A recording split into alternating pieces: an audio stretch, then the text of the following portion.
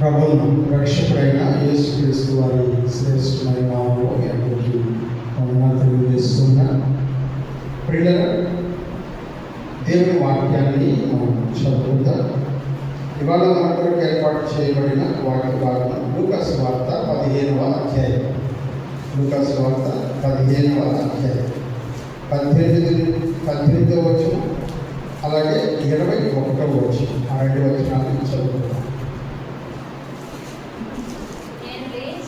నేను లేచి నా తండ్రి యొద్దకు వెళ్ళి, తండ్రి, నేను పరలోకమునకు విరోధముగాను నీ ఎదుటను పాపం చేసి తిని.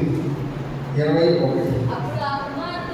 అప్పుడు ఆ కుమారుడు అతని తండ్రితో, తండ్రి, నేను పరలోకమునకు విరోధముగాను నీ ఎదుటను పాపం చేసి తిని, ఇక మీదట నీ కుమారుడని అనిపించుకుంటాడు యోగ్యుడని కాను అని కృపగల ప్రభువా, పరిశుద్ధుడ, జీవాధిపతి, మీకు వందనాలు అయ్యా. ఈ రాత్రి సమయంలో మీ పక్షంగా నిలబడడానికి అల్పుడైన నాకు ఇచ్చిన ఈ అవకాశం కొరకు వందనాలు. ఇక్కడ నేను నిలబడి ఉన్నప్పుడు నేను మాట్లాడే ప్రతి మాట మీ ఆత్మాభిషేకం చేత మాట్లాడినట్టు నా ప్రాణాత్మ దేశంలో విశ్వాసంలో పెట్టుకోండి. అలాగే వింటున్న సంఘాన్ని జ్ఞాపకం చేసుకొని వెనకల చెవి, గ్రహించే మనసు, పాటించే జీవితాలు మా అందరికీ దయచేయండి. యేసు నామములో ప్రార్థించి స్తుతించి అడిగి వేడుకుంటున్నాం తండ్రి. ప్రియమైన వాళ్ళగా, ప్రతి శనివారం కూడా మనము పరిశుద్ధ గ్రంథంలోని ప్రార్థనలు అనే అంశాన్ని ధ్యానం చేసుకుంటూ ఉన్నాం. పాత నిబంధన గ్రంథం అంతా ధ్యానం చేసుకొని ఇప్పుడే కొత్త నిబంధన గ్రంథ ధ్యానంలోనికి ప్రవేశించారు. ఈ వాక్యాన్ని ధ్యానం చేసుకుంటూ కొత్త నిబంధనలోని ప్రార్థనలు, వాటి విశేషాలు తెలుసుకోవడానికి ముందుగా యేసు ప్రభు ప్రార్థన గురించి బోధించిన ఉపదేశాలు, ఆయన ఆచరించిన పద్ధతి, ప్రార్థనను ఆచరించిన పద్ధతి, వీటిలో ఉన్నటువంటి కొన్ని విశేషాలని మనం నేర్చుకుంటూ ఉన్నాం కొద్ది రోజులుగా లేదా కొద్ది వారాలుగా. గత వారంలో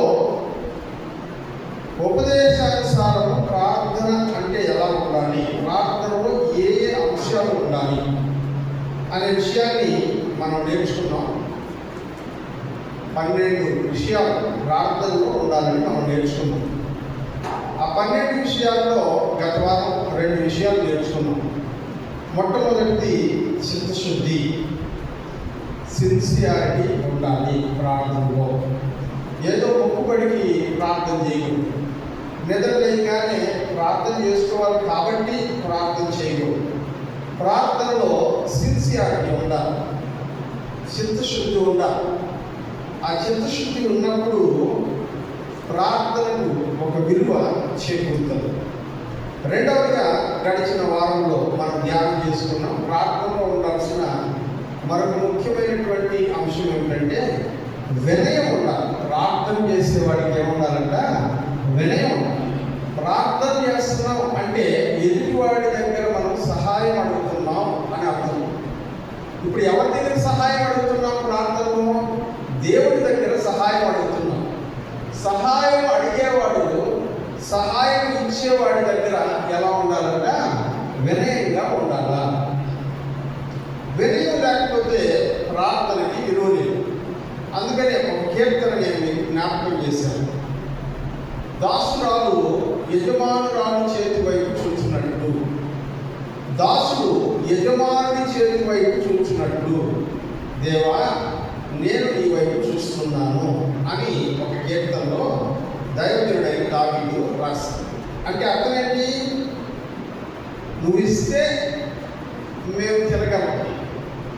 దేని కొరకు ఎదురు చూస్తున్నాయంటే దాసురాలు పెట్టే భోజనం కొరకే కదా. అలా చెయ్యకు, నా వైపు చాపు పడుతుందా, నాకు ఇస్తారా అని ఎదురు చూస్తాడంట దాసుడు. అలాగే వినయం కలిగి యజమానుడి వైపు, దాసురాలు యజమానురాలి వైపు చూసినట్టు మనం కూడా దేవుడి వైపు చూసే విషయంలో వినయం కలిగి ఉండాలి అనే పాఠాన్ని మనం నేర్చుకున్నాం. మరి ఇవాళ మరికొన్ని అంశాలు, మనకు సమయం దొరికిన కొద్ది మరికొన్ని అంశాలని నేను మీ ఇంట్లో వచ్చేందుకు ప్రయత్నం చేస్తాను. ప్రార్థనలో ఉండాల్సినటువంటి మూడవ లక్ష్యం ఏంటంటే మారు మనసు కలిగి ప్రార్థన చేయాలి. ఎలా ప్రార్థన చేయాలంట? మారు మనసు కలిగి ప్రార్థన చేయాలి. అందుకు ఒక మంచి ఉదాహరణ ఏంటంటే తప్పిపోయిన కుమారుడి కథే మంచి ఉదాహరణ. లూకా సువార్త 15వ అధ్యాయంలో 3 తప్పిపోయిన విషయాలు ఉన్నాయి. మొదటిది తప్పిపోయిన గొర్రె, రెండవది తప్పిపోయిన నాణ్యము, మూడవది తప్పిపోయిన కుమారుడు. మొదటి రెండింటి గురించి మనం ఇప్పుడు ధ్యానం చేయాలి. ఎందుకు అంటే మొదటి రెండింటికి ఏముండదంట? మనస్సు. మనస్సు. గొర్రెకి ప్రాణం ఉంటుంది కానీ ఏముండదంట? మనస్సు. నాణ్యానికి ప్రాణం ఉండదు, మనసు ఉండదు. కాబట్టి మారు మనసు పొందే అవకాశం లేనిది అవి రెండు. కానీ మూడవది మారు మనస్సు పొందే అవకాశం, మనసున్నోడికి మనస్సు మార్చుకునే అవకాశం ఉంటుంది. అలా మనస్సు మార్చుకునే అవకాశం ఉన్నటువంటి వాడు మనిషి. అతను ఎలా మనస్సు మార్చుకోవాలి అనే విషయాన్ని చెప్పేటువంటి పాఠం మనం ఇందులో నేర్చుకుంటాం. మనకు తెలుసు కదంతా, ఒక తండ్రికి 2 కుమారులు ఉన్నారు. చిన్న కుమారుడు తండ్రి దగ్గర ఉండడానికి ఇష్టపడక, లేకపోతే తండ్రికి లోబడి ఉండడానికి ఇష్టపడక, నా దాన్ని చూసుకుంటాను, నేను నీకు లోబడను, ఎంతసేపు 10 రూపాయలకి 5 రూపాయలకి నీ కాడ అడుక్కోవాల్సి వస్తుంది, నేను నా డబ్బులు నాకు ఇచ్చేస్తే నా ఇష్ట ప్రకారం నేను బ్రతుకుతాను, నిన్నేది నేను అడుగులేదు ప్రతిరోజు అని తండ్రి దగ్గర నుంచి వెళ్ళిపోవడానికి ఆస్తిలో భాగం అడిగాడు. తండ్రి చాలాసార్లు చెప్పి చూశాడు కానీ వినలేదంట. అందుకని తండ్రి ఆస్తి పంచి ఇచ్చేశాడు. అతను మూట నుండి సర్దుకొని వెళ్ళిపోయాడు. పెద్ద కొడుకు మాత్రం తండ్రిని కనిపెట్టుకొని ఉన్నాడు. బాగా పెద్ద కొడుకు ఇచ్చేశాడు, చిన్న కొడుకు ఇచ్చేశాడు. తండ్రి పెద్ద కొడుకు దగ్గర కనిపెట్టుకుని ఉన్నాడు, పెద్ద కొడుకు తండ్రిని కనిపెట్టుకుని ఉన్నాడు. ఇది జరుగుతూ ఉండగా చిన్న కుమారుడు తన దగ్గర ఉన్నటువంటి ధనమునంతటినీ పాడు చేశాడని వాక్యంలో చదువుతున్నాను. ఇప్పుడు వాడికి తినడానికి తిండి కూడా లేదు. ఏదన్నా ఉద్యోగం చేసుకుందామంటే ఉద్యోగం ఇచ్చేవాడు లేదు. ఎవరో కాళ్ళు గడ్డలు పట్టుకొని పందులు కాసేటువంటి పనులు చేరాడంట. అప్పుడన్నా వాడికి ఎవరన్నా తిండి పెడతారేమో పందులు కాస్తే అనుకుంటే తిండి పెట్టలేదంట. అందుకని ఆకలి తట్టుకోలేక పందులు పొట్టే తినడానికి ప్రయత్నం చేసినాడు. పందులు పొట్టు తినేటప్పుడు వాడికి ఒక విషయం గుర్తొచ్చిందంట. అదేంటంటే, నా తండ్రి ఇంటిలో చాలామంది పనివాళ్ళు ఉన్నారు, వాళ్ళందరికీ నా తండ్రి కడుపు నిండా భోజనం పెడుతున్నాడు. నేను కొడుకునేయుడిని కూడా ఇక్కడ తినడానికి తిండి లేక పందులు తినే పొట్టుతో కడుపు నింపుకోవాలనుకుంటున్నాను. ఏమిటి నా దుస్థితి అని ఆలోచించుకున్నాడు. ఆలోచించుకొని వాడి మనస్సు మారి, వాక్యం ఏమంటాడంటే వాడికి బుద్ధి వచ్చినప్పుడు అని రాశాడు. వాడికి ఏమొచ్చిందంట? బుద్ధి వచ్చినప్పుడు అని రాశాడు. చదువుదామా? 17వ వచనం, 15వ అధ్యాయం 17వ వచనం. అయితే బుద్ధి వచ్చినప్పుడు వాడు బుద్ధి వచ్చినప్పుడు అనుకున్నాడంట. బుద్ధి వచ్చినప్పుడు ఏమనుకున్నాడు? మా నాయన ఇంట్లో చాలా మంది కూలి వాళ్ళకి అన్నం సమృద్ధిగా ఉంది, నేనైతే ఇక్కడ ఆఖరికి చచ్చిపోతున్నాను. ఇప్పుడు మనసు మారిందంట. ఏం మారిందంట మనసు? ఎక్కడి నుంచి వచ్చానో ఆ తండ్రి దగ్గరికి నేను వెళ్ళిపోతాను. వెళ్ళిపోయి ఆయన దగ్గర ఏమని అడగాలంట? తనను తాను తగ్గించుకొని మాట్లాడాలి. హల్లెలూయా. మనసు మారాలి. మనసు మారితే తండ్రి దగ్గర మాట్లాడే పద్ధతి మారిపోతుంది.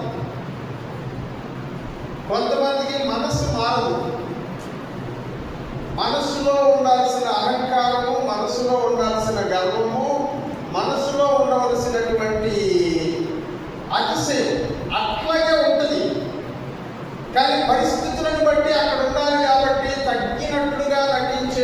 వాళ్ళు కొంతమంది ఉంటారు. అలాంటి వాళ్ళ ప్రార్థన దేవుడు వినడు. ప్రార్థనలో మారిపోవాలంట మనసు. ఇతనికి మనసు మారింది. మనసు మారి తండ్రితో మాట్లాడాలనుకున్నాడు. ఏం చెప్పాలనుకున్నాడంటే, నాయన, నేను నీ దగ్గర పాపం చేశాను, దేవుడికి విరోధంగా పాపం చేశాను, నీకు విరోధంగా పాపం చేశాను. నీ కొడుకు అని పిలిపించుకునే అర్హత నాకు లేదు. ఇప్పుడు నాకు ఉండేటువంటి ఒకే ఒక అవకాశం ఏంటంటే, ఆకలి తట్టుకోలేకపోతున్నాను, నీ ఇంట్లో పని వాళ్ళలో ఒకరిని అనుకొని నా చేత పని చేయించుకొని నాకు ఒక ముద్ద పెట్టి నా ఆకలి తీర్చు అని మనసు మారింది. ఆ మనస్సు మారడం వలన తగ్గింపు వచ్చింది. తగ్గింపుతో పాటు చిత్తశుద్ధి వచ్చింది. బతికి మాట్లాడుకుంటున్నాడు తండ్రిని.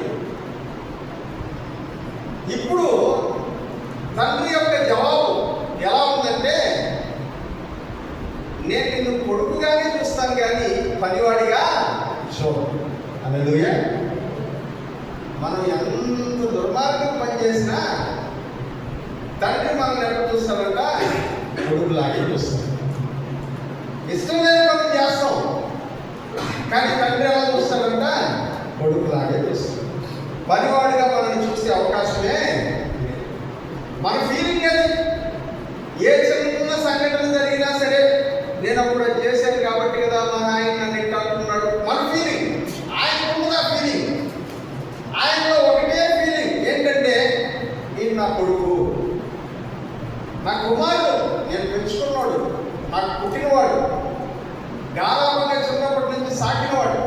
అదే ఆయన మనసులో ఉంటుంది. కుమారుడి మనసులో ఏ చిన్న తప్పు జరిగినా, తండ్రి ఏదైనా అతను నొచ్చుకునేటట్టు ఒక మాట మాట్లాడినా మనసంతా ఎక్కడికి వెళ్ళిపోతుందంటే, నేను అప్పుడు తప్పు చేశాను కాబట్టే కదా మా నాయన నా గురించి ఇట్లా మాట్లాడుతున్నాను. ఇతని మనసులో ఆ యొక్క వేదన అలా ఉండిపోతుంది. చాలాసార్లు సంఘాల్లో కూడా ఏం జరుగుతుందంటే, దైవజనులు తండ్రిలాగా సంఘ విశ్వాసుని గద్దించే ప్రయత్నం చేస్తారు. వాళ్ళు సహజంగానే నువ్వు మారు మనసు పొంది వచ్చినప్పుడు నిన్ను కుమార్తెగానే ఒక దైవజనుడి స్థానంలో స్వీకరించేస్తారు. స్వీకరించేసిన తర్వాత ఇక వాళ్ళ యొక్క మనసులో వేరే ఉద్దేశాలకు తావు ఉండదు. కానీ ఏదైనా చిన్న సంఘటన జరిగిన ప్రతిసారి కూడా మన మనసులో ఒక రకమైనటువంటి ఫీలింగ్, నన్ను ఇలా చేస్తున్నారు, నన్ను అలా పెడుతున్నారు అన్నటువంటి ఆలోచన. అది మన మనసులో భావన. అంతేగాని వాళ్ళ మనసులో ఎట్లాంటి భావన ఉండదు. ప్రియమైనటువంటి వాళ్ళు, మనం జాగ్రత్తగా గమనించినప్పుడు మనకు తెలుస్తున్నటువంటి విషయం, పరిశుద్ధ గ్రంథంలో మనం నేర్చుకుంటున్నటువంటి మాట. ఇప్పుడు తండ్రి అతన్ని కుమారుడిగానే చూశాడు. కుమారుడిగా ఇంటికి తీసుకెళ్ళాడు. కుమారుడిగా అతన్ని బట్టి సంతోషించాడు. కుమారుడిగా అతన్ని బట్టి తన యొక్క పెద్ద కుమారుడి దగ్గర కూడా నువ్వు చేసింది న్యాయమా అని అడిగించుకోవాల్సిన పరిస్థితి వచ్చింది. చిన్న కుమారుడికి తెలియదు. నేను వచ్చినాను, మా నాయనని అడిగినాను, మా నాయన నన్ను ఇంట్లో తీసుకోపోయాడు, అంతవరకే తెలుసు. పెద్ద కుమారుడు ఇంట్లోకి రాకుండా అడిగాడు. నేను ఇంటికి వచ్చినందువల్ల ఈ విషయాలు ఏదో చిన్న కుమారుడికి తెలీదు. చెప్పల తండ్రి. ఎందుకంటే అది తండ్రి మనసు. వాడికేరా, వాడు ఏదో తప్పు చేసేసాడు, వచ్చేసాడు, మనం ఏమి పట్టించుకుంటే ఎట్లా అంటే, నువ్వు అట్ట చేస్తావు, అట్టే అంటావు.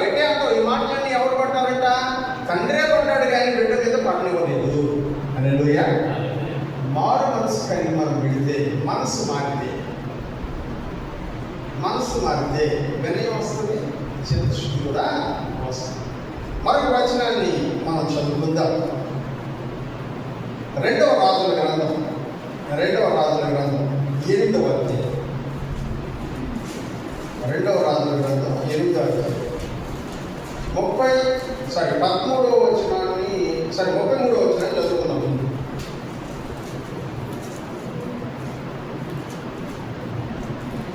లేదా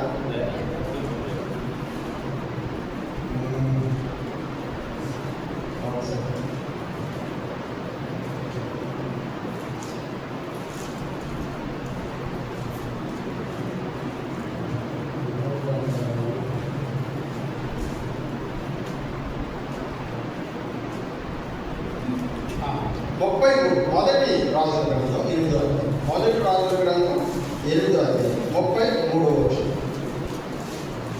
మరి ఇశ్రాయేలీయులకు నీ జనులు నీకు విరోధముగా పాపం చేయుట చేత తమ శత్రువుల ఎదుట మొత్తబడినప్పుడు వారు నీ తట్టు తిరిగి నీ నామమును ఒప్పుకొని ఈ మందిరమును నిన్ను గురించి ప్రార్థనా విజ్ఞాపనలు చేయనప్పుడెల్లా నీవు ఆకాశమందు విని ఇశ్రాయేలీయులకు నీ జనులు చేసిన పాపమును క్షమించి వారి పితరులకు నీ ఇచ్చిన దేశంలోని వారిని తిరిగి అర్పించుము.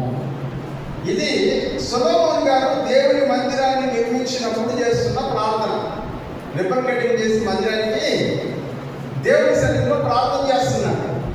ఆ ప్రార్థనలో ఒక అంశం ఏంటంటే, అయ్యా నీ ప్రజలమైనటువంటి మేము తప్పు చేసినప్పుడు తప్పు విషయంలో మమ్మల్ని శిక్షించడానికి నువ్వు మమ్మల్ని ఈ దేశం నుంచి తరివేసి అక్కడికి చెదరగొట్టేస్తే మరలా మేము మనస్సు మార్చుకొని నీ వైపు తిరిగి నీ మందిరం వైపు తిరిగి క్షమాపణ అడిగినప్పుడు నువ్వు మరలా మమ్మల్ని అందరినీ ఇక్కడికి తీసుకొని రా, ఈ మందిరం వైపు తిరిగితే అట్లాంటి గొప్ప కార్యములు చెయ్యి అని ప్రార్థన చేస్తాం. ఎప్పుడు చేయాలంట? మారు మనసు పొందినప్పుడు. ఎప్పుడంట? మారు మనసు పొందినప్పుడు.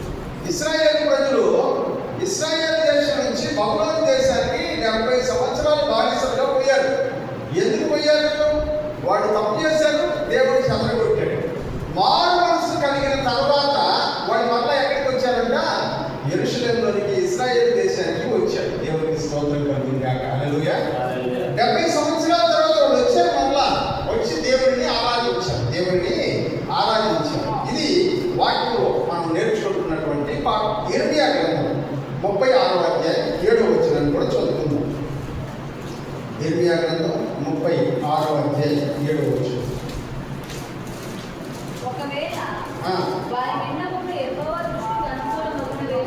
ఒకవేళ వారి విన్నపములు యెహోవా చూచి యెహోవా దృష్టికి అనుకూలమగునేమో,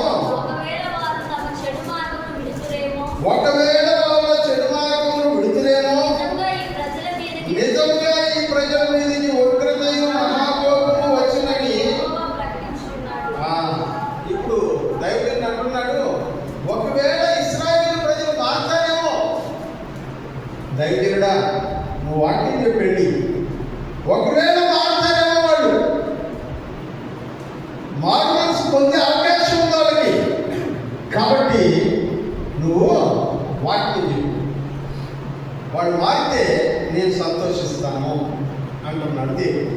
అపోస్తల కార్యముల గ్రంథం 8వ అధ్యాయం 22వ వచనం. అపోస్తల కార్యముల గ్రంథం 8వ అధ్యాయం 22వ వచనం. కాబట్టి ఈ నీ చెడుతనమును మానుకొని మారు మనసు పొంది ప్రభువును వేడుకొనుము. ఒకవేళ నీ హృదయాలోచన క్షమించబడవచ్చును. చూసారా? ఇక్కడ కూడా చెప్తున్నాడు, నీ చెడుతనం మానుకొని మారు మనసు పొందాలా. ప్రార్థనలో ముఖ్యమైన విషయం ఏంటంటే మారు మనసు. ప్రార్థనలో ముఖ్యమైన విషయం ఏంటంటే, దేవుడు తప్పు చేస్తున్నావు అని చెప్తే దేవుడి దగ్గరికి వెళ్ళాలంటే, అవునయ్యా నాకు తప్పే, నన్ను క్షమించు అని మనసు మార్చుకొని వెళ్ళాలి. మనసు మార్చుకొని వెళ్ళి చేసిన ప్రార్థనకి చాలా బలమైన జవాబు దొరుకుతుంది. మనసు మార్చుకుని వెళ్ళిన కొడుకుని పనుడుగా పెట్టుకున్నాడు తండ్రి. లేదు, ఇంటికి తీసుకెళ్ళి వాడి కోసం బ్రహ్మాండమైన విందు చేసి పని వాళ్ళందరికీ చెప్పాడు, ఉంగరం పెట్టు, వాడి కుర్చీ, మంచి బట్టలు, వాడిని నా కొడుకుగా అన్ని అలంకరించి పెట్టండి, ఎందుకంటే వాడు పనివాడు కాదు, నా కొడుకు. అది దేవుడు మనకి ఇచ్చే స్థానం. మారు మనసు పొందిన వారికి దేవుడు ఇచ్చేటువంటి స్థానం. మారు మనసుతో కలిసి విడదీయలేనటువంటి ఇంకొక ముఖ్యమైన అంశం ఉంది. అదేంటంటే, మనస్సు మారిన ప్రతి వాడు తన పాపాన్ని ఒప్పుకుంటాడు. మనస్సు మారిన ప్రతి వాడు ఏం చేస్తాడు? పాపాన్ని ఒప్పుకోడు. పాపాన్ని ఒప్పుకోవడం లేదంటే గుర్తు ఏంటంటే వాడి మనసు మారలేదు. పాపాన్ని ఒప్పుకొని వాడి మనసు జస్ట్ నటిస్తున్నాడు అంతే. Action action. కొన్నిసార్లు మీరు చూస్తుంటారు, బలవంతంగా కొన్నిసార్లు కొంతమంది సారీ చెప్పు, ఏం మాట్లాడుతున్నావు అంటే ఇంటికి ఇష్టం ఉండదు సారీ చెప్పు. కానీ వాళ్ళ నాయన వాళ్ళ అమ్మ బలవంత పెట్టడం వలన ముఖం మార్చుకోండి సారీ. అది మనసు మారేటువంటిది కాదు. మనసు మారకపోతే క్షమాపణ పొందుతుంది. మనసు మారకపోతే, మనసు మారిన వాడికి క్షమాపణ. మనసు మారిన వాడు ఏం చేస్తాడంట, నేను చేసింది తప్పే, నన్ను క్షమించు అని హృదయపూర్వకంగా అడుగుతాడు. హృదయపూర్వకంగా ఒప్పుకుంటాడు. అలా హృదయపూర్వకంగా తన తప్పుని ఒప్పుకోలేని వాడి మనస్సు మారలేదు. వాడి పాపం అంటే ఉంది, వాడి పాపం అట్లాగే. నెహెమ్యా గ్రంథం 1వ అధ్యాయం, నెహెమ్యా గ్రంథం 1వ అధ్యాయం 4 నుంచి 7 వచనాల వరకు చూద్దాం. ఈ మాటలు విన్నప్పుడు నేను కూర్చుండి ఏడ్చి, ఈ మాటలు విన్నప్పుడు నేను కూర్చుండి ఏడ్చి కొన్ని దినములు దుఃఖముతో ఉపవాసం ఉండి ఆకాశమందలి దేవుని ఎదుట విజ్ఞాపనం చేసింది. ఎట్లనగా, ఆకాశమందున్న దేవా యెహోవా, భయంకరమైన గొప్ప దేవా, నిన్ను ప్రేమించి నీ ఆజ్ఞలను అనుసరించి నడుచువారిని కటాక్షించి వారితో నిబంధనను స్థిరపరిచేవాడా, చెవియొగ్గి నీ నేత్రములు తెరిచి నీ సన్నిధిని దివారాత్రములు నీ దాసులైన ఇశ్రాయేలీయుల పక్షముగా నేను చేయు ప్రార్థన అంగీకరించుము. నీకు విరోధంగా పాపము చేసిన ఇశ్రాయేలీయుల కుమారుల దోషమును నేను ఒప్పుకొనుచున్నాను. నేను నా తండ్రి ఇంటి వారు పాపము చేసి ఉన్నాము. నీ ఎదుట బహు అసహ్యముగా ప్రవర్తించితిని. నీ సేవకుడైన మోషే చేత నీవు నిర్ణయించిన ఆజ్ఞలైనను కట్టడలైనను విధులైనను మేము గైకొనక పోతిమి. ఏం చెప్తున్నాడు దైవజనుడు? మేము మా పితరులు నీకు విరోధంగా పాపము చేసి ఉన్నాము. ఒప్పుకుంటున్నాడా లేదా దైవజనుడు? మారు మనసు ఉంటే, మారు మనసుతో పాటు పాపాన్ని ఒప్పుకునేటువంటి మనసు కూడా ఉంటుంది. పాపాన్ని ఒప్పుకోలేదు అంటే వాడికి మారు మనసు లేదు. మారు మనసు లేదు. ఎవరినైనా ఒక విషయంలో గద్దించినప్పుడు, ఇప్పుడు నేను ఉదాహరణకి మా జెస్సీ ఉంది, జెస్సీ ఏదైనా పొరపాటు చేసినప్పుడు నేను గద్దించాను అనుకోండి, తప్పు నువ్వు చేసింది అని అన్నాను అనుకోండి,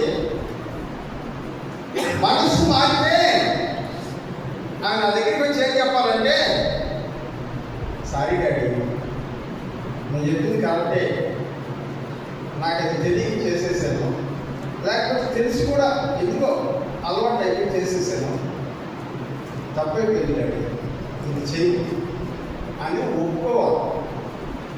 ఒప్పుకుంటే మనసు మారినాడు. ఒప్పుకోకుండా కొంతమంది పెట్టుకోకూడదు. వాళ్ళ మనసు ఏం చేయలేదంట, మనసు మారలేదు. మనసు మారినాడు తప్పును ఒప్పుకుంటాడు. మనసు మారినాడు తప్పుని కన్నీళ్ళు వస్తాయి. మనసు మారినాడు. ఎవరికి విరోధంగా మనం పాపం చేసామో వాడిని చూసినప్పుడు కన్నీళ్ళు వస్తాయి. దేవుడి సన్నిధిలో మోకరించినప్పుడు కన్నీళ్ళు వస్తాయి మనసు మారినాడికి. ఎందుకంటే ఆ పాపాన్ని ఒప్పుకోవడానికి వాడు ఎదుట నిలబడాలి. కాబట్టి మనల్ని మనం తగ్గించుకునేటువంటి అనుభవంలో ఉన్నాం. కాబట్టి తగ్గించబడే ప్రతి ఒక్కడికి దుఃఖం ఏర్పడుతుంది. కాబట్టి ఈ దుఃఖము వారు మనసులోనికి మనల్ని అనిపించి పాపాన్ని ఒప్పుకునేటట్టు చేస్తుంది. కాబట్టి అందుకని పరిశుద్ధ గ్రంథంలో అంటాడు, ఈ దుఃఖము మీరు దుఃఖపడితేనని మిమ్మల్ని గురించి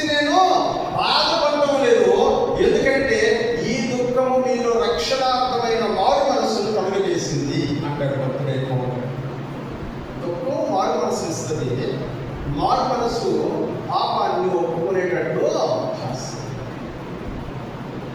అలా పాపాన్ని ఒప్పుకోకపోతున్నాం అంటే అర్థం ఏంటో తెలుసా? మనకేం లేదంట మారు మనసు.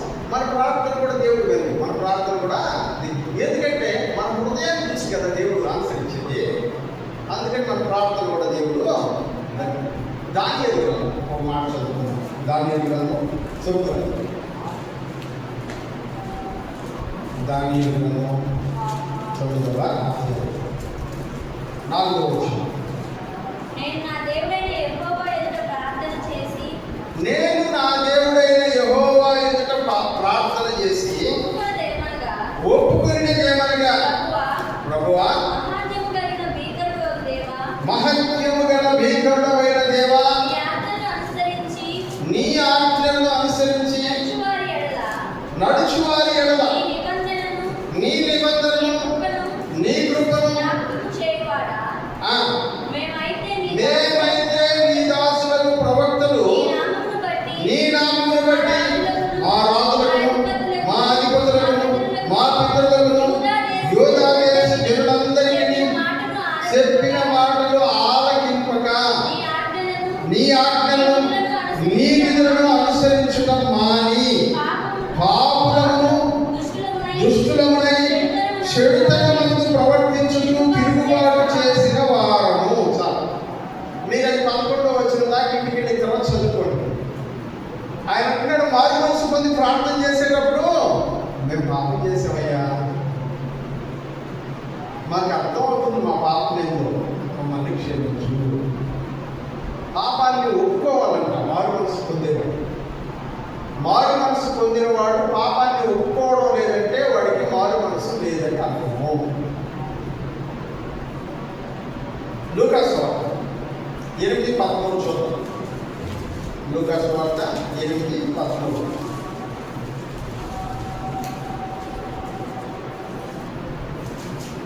రాతి నేలలో ఉండువారు ఎవరనగా విన్నప్పుడు వాక్యమును సంతోషముగా అంగీకరించుదురు కానీ వారు వేరు లేనందున కొంచెం కాలం నమ్మి శోధన కాలంలో ఏమైపోతారంటే వెళ్ళిపోతారు, నిలబడు, తిరిగి మారు మనసులోనికి రాదు, వెళ్ళిపోయేవాడు. శోధన కాలంలో వెళ్ళిపోయేటువంటి వాళ్ళు. దేవుని దగ్గర మాత్రమే కాదు మన పాపాన్ని ఒప్పుకోవాల్సింది. మనము ఎవరికి విరోధంగా పాపం చేశామో వాళ్ళ దగ్గర కూడా మనం క్షమాపణ అడగాల. మనం ఎవరికి విరోధంగా పాపం చేశామో వాళ్ళ దగ్గర నేరుగా వెళ్ళి క్షమాపణ అడగాలి. ఉదాహరణకి నేను అకారణంగా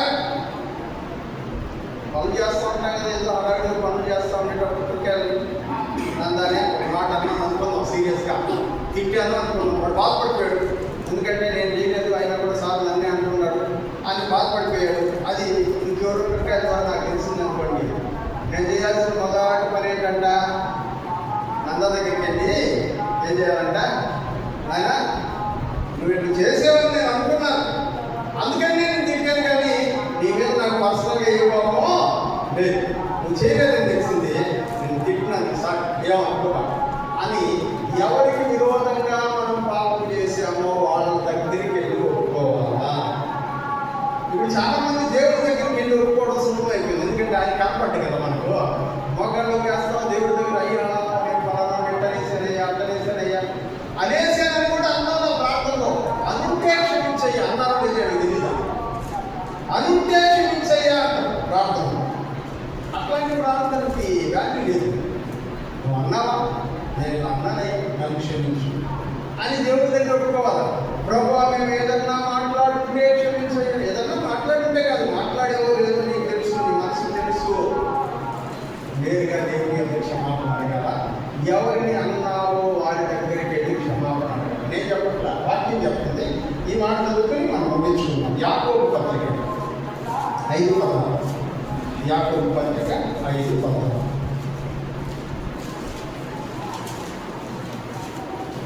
ఫిబ్రవరి పత్రిక తర్వాత ఉంటుంది. యాకోబు పత్రిక 5వ అధ్యాయము 16వ వచనం. మీ పాపములు ఒకరితో ఒప్పుకొనుడి. ఎలా అంటే మీ పాపములు ఒకరితో ఒకరు ఒప్పుకొనండి. చాలు. ఇంకొకరి దగ్గర మన పాపాన్ని ఒప్పుకోవాలి. ఎవరికి విరోధంగా పాపం చేశామో వాళ్ళ దగ్గరికి వెళ్ళి సారీ చెప్పి, నేను ఇది చేసి ఉండాల్సింది కాదు, తప్పైపోయింది, నన్ను క్షమించు అని చెప్పగలిగేటట్లు ఉండాలి. అది మారు మనస్సు యొక్క గుర్తు. మారు మనస్సు యొక్క నేను మారేడురా అనడానికి గుర్తు. మారు మనస్సు యొక్క గుర్తుని మన ప్రపంచానికి పాపాన్ని ఒప్పుకోవడం ద్వారా చూపిస్తుంది. యేసయ్య అంటాడు, మారు మనస్సు కలిగిన వాడి ప్రార్థనకి జవాబు దొరుకుతుంది. ప్రార్థనలో ఉండాల్సినటువంటి 3వ లక్షణం. మొదటి లక్షణం చింతు, 2వ లక్షణం వినయం, 3వ లక్షణం మారు మనస్సు. మనం మారు మనస్సు పొందితే ఒప్పుకునే గుణం మనం ఉంటుంది. ఒప్పుకోవడం అనేది మారు మనసుకి గుర్తు, సూచన. ప్రార్థన గురించి యేసయ్య యొక్క అభిప్రాయాలని మనం నేర్చుకుంటున్నాం. ప్రార్థన ఎలా ఉండాలి అని యేసయ్య చెప్పినటువంటి కొన్ని ఉపమానాల నుంచి, కొన్ని వచనాల నుంచి, ఎలా ఏ లక్షణం ఉండాలి ప్రార్థనలో అని యేసయ్య కోరుకుంటున్నాడు నేర్చుకుంటున్నాం. వాటిలో ఇవాళ లక్షణాన్ని నేర్చుకుంటాం. మారు మనసు పొందాలి. మారు మనసు గుర్తు ఏంటంటే పాపాన్ని మనం కూడా దేవుని సన్నిధిలో మన పాపాన్ని ఒప్పుకుందాం. మారు మనసు పొందాం. మనం ఎవరికి విరోధంగా పాపం చేశామో వాళ్ళని క్షమించమని అడుగుదాం. అప్పుడే కదా ఈ వలలో చేసేసినట్టు ఒక అర్థం దొరుకుతుంది. అలా కాకుండా మనం అనేసి దాంట్లో ఏమాత్రం మారు మనసు లేకుండా మరలా వచ్చి వర్గం చేసి ఎలా చెప్పండి. అతని నేను వర్గం చేయను, ఎందుకంటే నేను వాళ్ళ మాట అనేసిన తర్వాత క్షమాపణ అడగండి. క్షమాపణ అడగడం వాళ్ళు చేయి అంటే నువ్వు మందిరానికి వచ్చి ఉపయోగం ఏంటి? వాక్యం మీద లాభం ఏంటి? వాక్యం అనేది మనసు మార్చడం. మనసు మారడానికి గుర్తు మన పాపాన్ని దేవుని ఎదుట ఎవరికి విరోధంగా పాపం చేసామో ఆ మనిషి ఎదుట మన పాపాన్ని తలవంచు ప్రార్థన చేస్తుంది.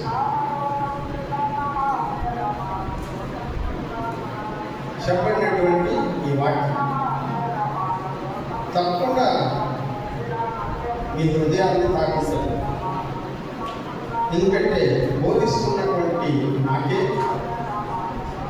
నా హృదయంలో ఒక మండుతున్నట్టుగా అనిపించింది. ఈ వాక్యం చెబుతుంది. తప్పకుండా మిమ్మల్ని తాకింది. కనుక వాక్యానుసారంగా బ్రతికే ప్రయత్నం చేద్దాం.